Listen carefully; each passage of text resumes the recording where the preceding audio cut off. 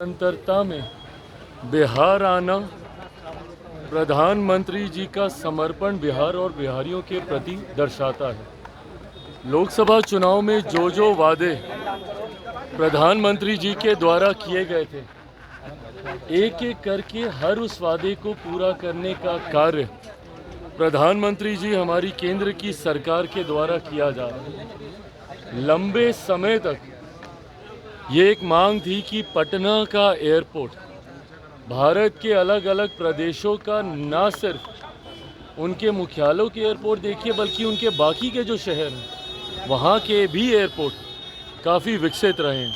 ऐसे में बिहारियों की ये मांग थी कि यहाँ पर भी वर्ल्ड क्लास का एयरपोर्ट होना चाहिए, जिसका निर्माण मौजूदा प्रधानमंत्री आदरणीय नरेंद्र मोदी जी के नेतृत्व में हुआ है।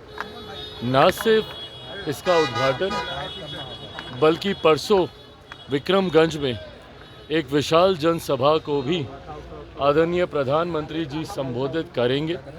और जैसा मैंने कहा कि जो वादे प्रधानमंत्री जी और हम लोगों ने लोकसभा में किए थे, विधानसभा चुनाव आते आते तक हर उस वादे को पूरा करने का कार्य हमारी केंद्र की सरकार के द्वारा किया जाएगा।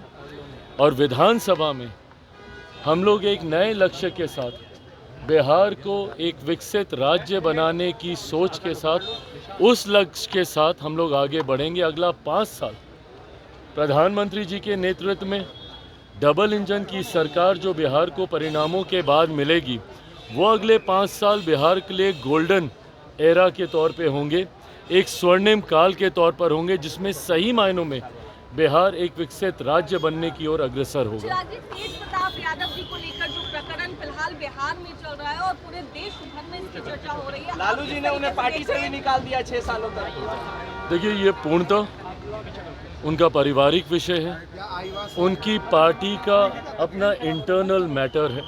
मुझे नहीं लगता कि इसमें किसी को अपने पक्ष रखने की ज़रूरत है। आपस में परिवार के विषय हैं और उनकी पार्टी का विषय वो खुद स्वयं सुलझा लेंगे। बिहार की 2 बेटी चिराग जी इसमें पिस रही हैं, ऐश्वर्या और न्याय की किसी भी बेटी के साथ अन्याय ना हो, उसके लिए मैं मानता हूँ कानूनी व्यवस्था पूरी तरीके से सुदृढ़ है। पर अगर उसके बाद भी अगर कभी कहीं ऐसा लगा तो ज़रूर अपने पक्ष को मजबूती से रखा जाए। बिहार में लगातार आपराधिक घटनाएं हो रहे हैं, राजधानी पटना में गोलियां चल रही है दिन दहाड़े चिराग जी। ये बहुत ज़्यादा चिंता का विषय है। और जिस तरीके से पिछले एक आध दिन में एक के बाद एक बिहार के अलग अलग ज़िलों में, पटना में जिस तरीके से एकदम निडरता से अपराधियों ने अपराध का तांडव रचने का काम किया है, ये यकीनन बहुत ज़्यादा चिंताजनक है। मैं मानता हूँ कि राज्य सरकार इसको उतनी ही गंभीरता से ले रही होगी और जल्द से जल्द दोषियों पे कार्रवाई की जाए, ताकि अपराधियों में जब तक कानून का डर भय नहीं होगा तब तक संभवतः ऐसी घटनाओं को अंजाम मिलता रहेगा। पर ऐसे में सरकार, राज्य सरकार को पूरी गंभीरता के साथ इसके ऊपर एक्शन लेने की ज़रूरत है, जो मैं मानता हूँ कि सरकार जरूर ले रही होगी। चिराग जी, पिछले दिन आप तेजस्वी यादव से मिले थे, उसको लेकर कई मतलब निकाले जा रहे हैं और कह रहे हैं चिराग पासवान एनडीए को धोखा दे रहे हैं। मैंने बार बार कहा है, व्यक्तिगत संबंधों को राजनीतिक मायनों में नहीं तोलना चाहिए।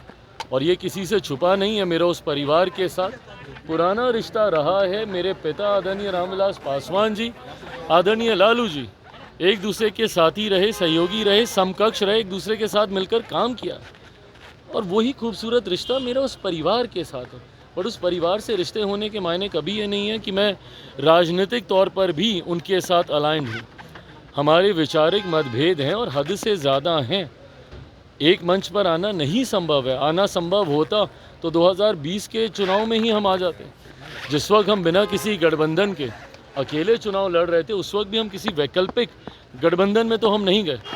तो ऐसी व्यक्तिगत मुलाकातों को, और जिस मुलाकात का आप जिक्र करें वो तो व्यक्तिगत भी नहीं थी, वो तो हम सब जो कि पक्ष विपक्ष हर किसी ने इस खूबसूरत भूमिका को निभाया, जहाँ पे शहीदों के परिवार से मिलकर उन परिवार के प्रति अपनी सद्भावना हम लोगों ने प्रस्तुत करने का हम लोगों ने कार्य किया। उसी भूमिका में उस दिन तेजस्वी जी भी वहाँ पे थे, हम भी वहाँ पर गए। पर हाँ, ये पूरी तरीके से अगर मुलाकात मेरी व्यक्तिगत दृष्टिकोण से भी कभी होती है, आज उनके परिवार में एक और खुशखबरी आई है, हमारे भतीजे का जन्म हुआ है वहाँ पर, उसके लिए भी मैं उस परिवार को ढेर सारी बधाई शुभकामनाएं देता हूँ। कल को अगर इस दृष्टि से अगर हमारी मुलाकात होती है तो उसके भी राजनीतिक मायने नहीं निकाले जाने चाहिए।